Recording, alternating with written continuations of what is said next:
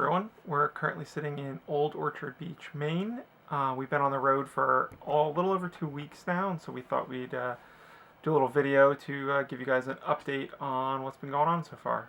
So we started our trip by going to a campground called Spring Gulch, which is about a mile down the road from my parents' house. It was sort of a trial run for us, just to test everything out, make sure we weren't missing anything. It was also a chance for us to test out some of the things we couldn't really test while we were camped in my parents' driveway, things like the AC and the washer and dryer. The good news is that the AC worked, and the washing machine worked, and pretty much everything else. The bad news is that we found out our dryer does not work, so that was a bummer. We're working on getting that fixed, but in the meantime, we can deal with it. Before we left, we had originally planned to practice. Hi, Ollie.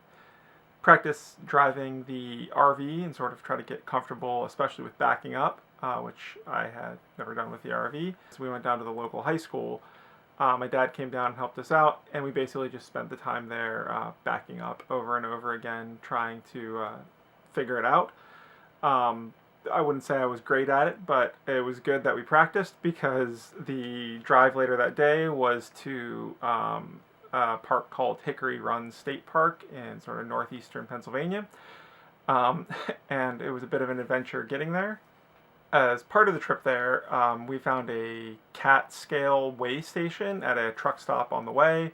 And it looked from the map like it was this truck stop right off the highway, so it should have been really easy to get to, so I thought that was perfect. We wanted to go weigh ourselves to make sure we weren't over our truck's capacity, or the RV's capacity.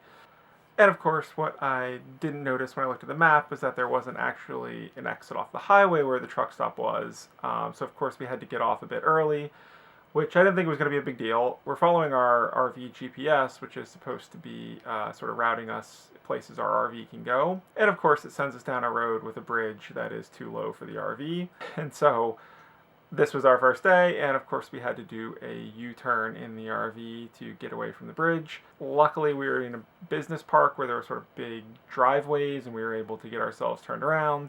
Finally got to this weigh station. And then, of course, when we weighed ourselves, turns out we were about 640 pounds heavier than we were supposed to be. I really have no idea how we ended up getting 640 pounds overweight. We're not actually overweight on the truck's maximum weight or the RV's maximum weight. We are over on the truck's gross combined vehicle weight. And so, not that that's great, but realistically, it's only about 3% over the limit, so hopefully that's within some tolerances of the truck. But in the meantime, we're just driving with our freshwater tank empty. That drops most of the weight. We also were carrying quite a bit of beer and wine that we've been getting rid of. And so we're probably a little bit closer to our target weight now, but we're still working on getting rid of some things to lower it more. Anyway, so we continued on towards our destination, Hickory Run.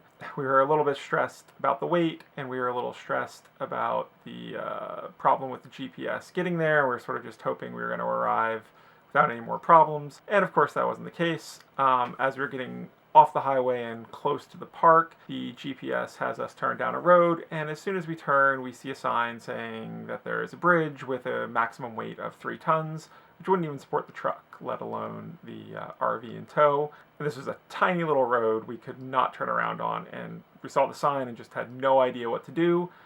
We sort of continued on very slowly, hoping we'd see someplace to turn around. Luckily, right before the bridge, there was another road that we just crossed our fingers and hoped and went for it. And luckily, there was a bridge that could handle our RV. And we ended up making it to the sort of main road running through the park.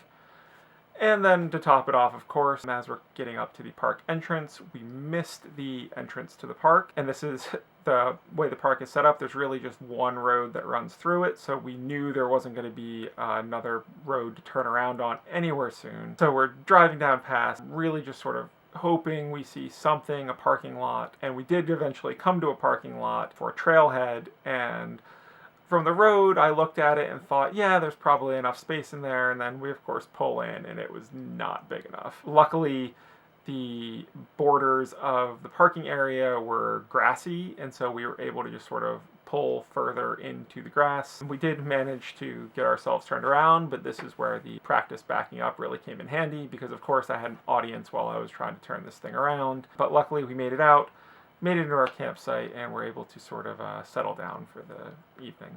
The next day was less stressful since there was no RV driving involved. We were only in this park for one day, so that morning we picked sort of the nearest hike to us, which was the Shades of Death Trail. It had really good reviews, and it was about a mile from our campsite, so we went down there in the morning and did the hike. It ended up being a really nice hike. It was a beautiful area. The whole trail was sort of right along the water, and there were waterfalls, and it was a really nice hike. After that, we drove up to the Boulder Field, which is a national landmark, and it is a just 18-acre expanse that's just completely filled with boulders. It was formed sometime during the last ice age, basically from water getting into the bedrock and freezing and thawing and cracking everything up. It was really neat to see. We were able to sort of climb out on the rocks a little bit. It was really cool. That afternoon, we drove down to a town called Jim Thorpe, which was about 30 minutes from the campground. This is actually one of the reasons we were staying in the area. We'd heard it's a really neat little town. And there's also the Lehigh Valley Rail Trail runs right through there. And so we really wanted to take our bikes out and sort of get a chance to ride them finally. And it ended up being a great ride. We rode about 10 miles on the trail. It was just a beautiful trail. It's along the railroad through this gorge and along a river. Since it was our first time out on the bikes, we didn't really want to push it, so we didn't go as far as you could. I think the total trail length is like 35 miles. But we had a really nice time, and it was good to finally sort of get the bikes out and see what they could do. And that alone really was enough to make me glad that we did get the bikes. After that, the next morning, we packed up and headed on to Taconic State Park, which is in New York, right along the border between Massachusetts and Connecticut. This is sort of our primary destination. We had made plans to meet friends from New York City there and camp for the weekend. We met our friends the next morning, and we were able to hang out with them for the entire weekend, and it was really great to see them since we hadn't in over a month. Unfortunately, we didn't have the best weather for the weekend, and we ended up spending a lot of it hiding under the RV awning, but at least that was better than a lot of our camping trips where we have nowhere to hide when it rains. We did end up getting a short window of nice weather one afternoon, though, and we were able to take a hike to the nearby Bash Bish waterfall. It was a nice, easy hike out to the waterfall. It was a really pretty waterfall. You were able to sort of go down and stick your head in the water if you wanted. And it was a lot of fun. We also saw a raptor and reptile lecture at the park, which we went to just sort of because it was there. It ended up being really cool. They had a hawk, a kestrel, a vulture, an owl, and a few other birds, and it was really interesting. The guy presenting was really funny, and we had a really good time hanging out.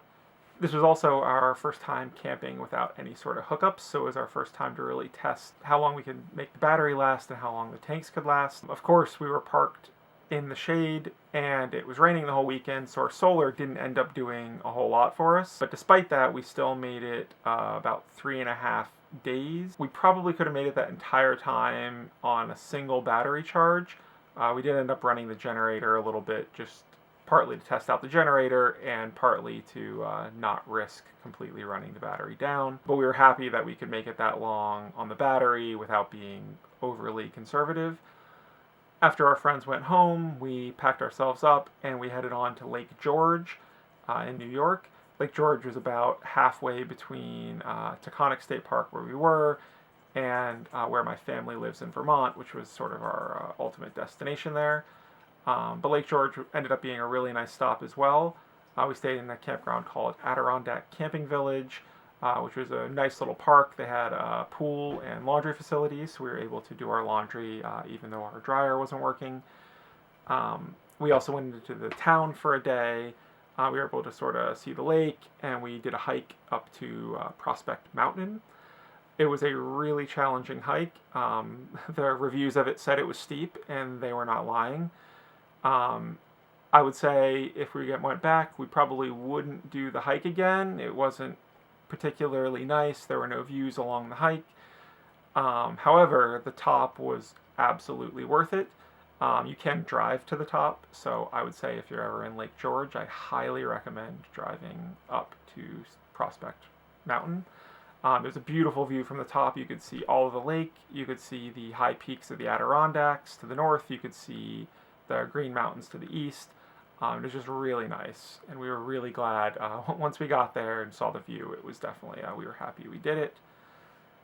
We had hoped to also get out on Lake George and maybe do some sailing or kayaking, but the weather didn't really cooperate. We had about 2 days of rain, so we just took that time to sort of relax, clean, catch up on laundry and work and all that kind of stuff. After that, we headed on and finished the rest of the trip up to Hyde Park, Vermont, where we parked the RV in my grandmother's driveway. We were able to spend about a week there with family, and then we headed down to Maine, which is where we are now. And we'll catch you up on that part of the trip in the next video. All right, see ya.